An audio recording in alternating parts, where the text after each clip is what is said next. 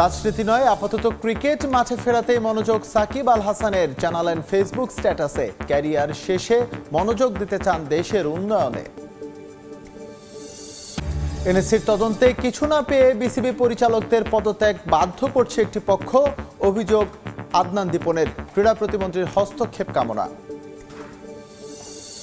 অবশেষে অনুশীলনের জন্য স্পিন বোলিং মেশিন পেলেন ক্রিকেটাররা। 15 লাখ টাকায় আনল বিসিবি।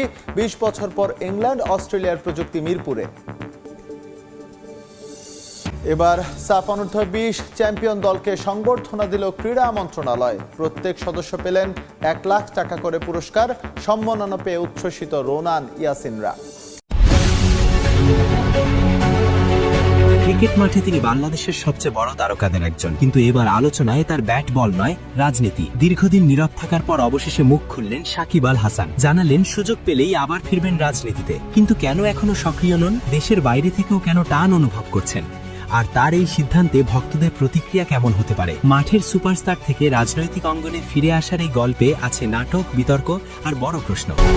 বাংলাদেশ ক্রিকেটের সবচেয়ে আলোচিত নামগুলোর একটি সাকিব আল হাসান, কিন্তু এবার তিনি আলোচনায় এসেছেন একেবারেই ভিন্ন কারণে। রাজনীতি। একসময় তিনি ছিলেন আওয়ামী লীগের একজন সংসদ সদস্য। দেশের রাজনৈতিক অঙ্গনে সক্রিয় অংশগ্রহণও ছিল তার, কিন্তু সাম্প্রতিক পরিস্থিতিতে সেই রাজনৈতিক কার্যক্রম এখন স্থগিত। ফলে বর্তমানে রাজনীতিতে তেমন সক্রিয় নন এই বিশ্বসেরা অলরাউন্ডার। তবে কি এখানেই শেষ সাকিবের রাজনৈতিক যাত্রা? না, বরং ঠিক উল্টোটা। সম্প্রতি এক সাক্ষাৎকারে সাকিব পরিষ্কার করে জানিয়ে দিয়েছেন, দলীয় কার্যক্রম আবার শুরু হলে তিনি রাজনীতিতে ফিরতে চান। তিনি বলেন, এখন যেহেতু দলীয় কার্যক্রম বন্ধ, তাই তিনি ক্রিকেটেই মনোযোগ দিচ্ছেন। কিন্তু রাজনীতি এমন একটা বিষয় যা দীর্ঘ সময় ধরে করা যায়। অন্যদিকে ক্রিকেট কেরিয়ার খুবই সীমিত, তাই এই মুহূর্তে তার অগ্রাধিকার ক্রিকেট। এই কথাগুলো থেকেই স্পষ্ট, সাকিব এখনও রাজনীতিকে তার ভবিষ্যতের একটি গুরুত্বপূর্ণ অংশ হিসেবেই দেখছেন। তিনি আরও বলেন, রাজনীতির মাধ্যমে মানুষের জন্য কাজ করার একটা আলাদা অনুভূতি আছে। মানুষের পাশে দাঁড়ানো, তাদের সাহায্য করা, এই বিষয়গুলো তাকে আকর্ষণ করে। আর সেই কারণেই সুযোগ পেলে তিনি আবার রাজনীতিতে সক্রিয় হতে চান। গত 2 বছরে দেশে ফিরতে না পারায় দেশের জন্য এক ধরনের শূন্যতা অনুভব করছেন সাকিব। তিনি স্বীকার করেছেন, নিজের দেশ থেকে দূরে থাকাটা সহজ নয়। দেশের প্রতি টান, মানুষের ভালোবাসা, সবকিছুই তিনি খুব মিস করেন। তিনি আশা প্রকাশ করেছেন, আইনি প্রক্রিয়া শেষ হলেই দ্রুত দেশে ফিরতে পারবেন, আর সেই দিনটি তার জন্য হবে বিশেষ আনন্দের। দিকে বাংলাদেশ দলের সাম্প্রতিক পারফরমেন্স নিয়েও কথা বলেছেন সাকিব। বিশ্বকাপে অংশ নিতে না পারার বিষয়টি তাকে হতাশ করেছে। তার মতে, সেই সিদ্ধান্ত পুরোপুরি সরকারের ছিল এবং ক্রিকেট বোর্ডের কিছু করার ছিল না। ফলে এই পরিস্থিতির দায়ও তিনি সেই সময়কার সরকারের উপরই দিয়েছেন। এখানেই শেষ নয়, নিজের কেরিয়ার নিয়েও গুরুত্বপূর্ণ বার্তা দিয়েছেন সাকিব। তিনি জানিয়েছেন, এখনও তার ক্রিকেটের প্রতি আগ্রহ আগের মতোই আছে। যতদিন এই আগ্রহ থাকবে, ততদিনই তিনি মাঠে খেলতে চান। তবে যেদিন মনে হবে আর আগ্রহ নেই, সেদিন নিজ থেকেই সরে দাঁড়াবেন। সব মিলিয়ে সাকিব আল হাসানের এই বক্তব্য নতুন করে আলোচনা তৈরি করেছে। একদিকে তার ক্রিকেট কেরিয়ার, অন্যদিকে রাজনীতিতে ফেরার ইচ্ছা। প্রশ্ন এখন একটাই, ভবিষ্যতে তিনি কোন দিকটাকে বেশি গুরুত্ব দেবেন? মাঠের কিংবদন্তি হয়ে থাকবেন, নাকি রাজনীতির ময়দানেও বড় ভূমিকা রাখবেন? সময়ই দেবে সেই উত্তর। 5 আগস্ট দেশের রাজনৈতিক পট পরিবর্তনের পর নিজের ভবিষ্যৎ ক্যারিয়ার নিয়ে প্রথমবারের মতো মুখ খুললেন সাকিব আল হাসান। নিজের সামাজিক যোগাযোগ মাধ্যমে স্ট্যাটাস দিয়ে জানিয়েছেন, ফিরতে চান দেশের ক্রিকেটে। দেশের স্বনামধন্য এক দৈনিক পত্রিকায় একটি সাক্ষাৎকার ছাপা হয় সাকিবের। সেখানে রাজনীতি এবং নিজের ক্রিকেট ক্যারিয়ার নিয়ে খোলামেলা কথা বলেন অলরাউন্ডার। কিন্তু দিনভর নেটিজেনদের ভেতরে তা নিয়ে অনেক আলোচনা হলে এবার নিজেই ফেসবুক স্ট্যাটাস দিয়ে বিষয়গুলো পরিষ্কার করলেন তিনি।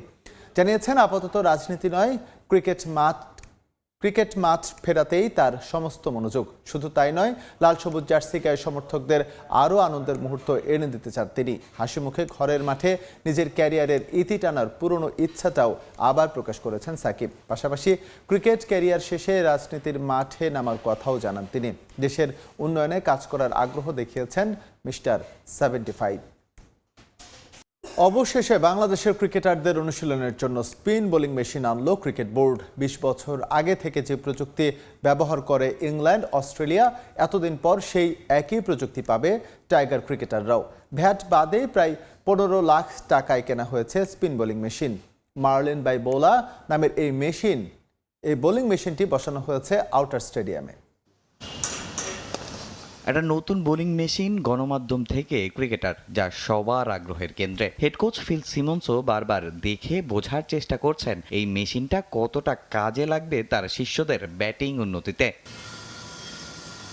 মিরপুরে বোলিং মেশিন এর আগেও দেখা গেছে, কিন্তু এটা পুরোপুরি ভিন্ন। নাম মার্লিন বাই বোলা, স্পিন বোলিং মেশিন। তবে বাংলাদেশে এটা নতুন হলেও বিশ্ব ক্রিকেটে এই প্রযুক্তির ব্যবহার শুরু হয়েছে আরও 20 বছর আগে থেকে। মূলত স্পিন বোলারদের টার্ন আর গতির তারতম্য এর পার্থক্য অনুশীলন করতেই আনা হয়েছে এই machine. Off spin, leg spin এবং স্ট্রেইট বলটা করা যায়। কিছু স্পিনার আছে জোরে বোলিং করে, কিছু স্পিনার আছে আস্তে বোলিং করে, সেই পেসটাও কন্ট্রোল করা যায়। পাশাপাশি এটা দুইভাবে অপারেট করা যায়, ম্যানুয়ালি আছে, আবার যদি কোনো ব্যাটসম্যান যদি চিন্তা করে যে না আমার এখানে কোচ নাই বা আমার সাপোর্টিং হ্যান্ড নাই, তাহলে অটোমেটেডভাবে একটা টাইমার সেট করে এটা অটোমেটিকলি একসাথে প্রায় 25 থেকে 30টা বল একসাথে ইউজ করা যায়। অস্ট্রেলিয়া, নিউজিল্যান্ডে এই প্রযুক্তি থাকলেও এশিয়া অঞ্চলে এর ব্যবহার খুবই কম, দামও প্রায় 15 লাখ টাকা। আপাতত শুধু ন্যাশনাল টিম হলেও জাতীয় দলের বাইরে থাকা ক্রিকেটাররাও পারবেন এই প্রযুক্তির ব্যবহার করে অনুশীলন করতে। সচরাচর সাবকন্টিনেন্টে এই বোলিং মেশিনটা খুব একটা বেশি ইউজ হয় না, কারণ আমরা জানি সাবকন্টিনেন্টে পাকিস্তান, ইন্ডিয়া, শ্রীলঙ্কা, বাংলাদেশে স্পিন বোলারের সংখ্যা অনেক বেশি।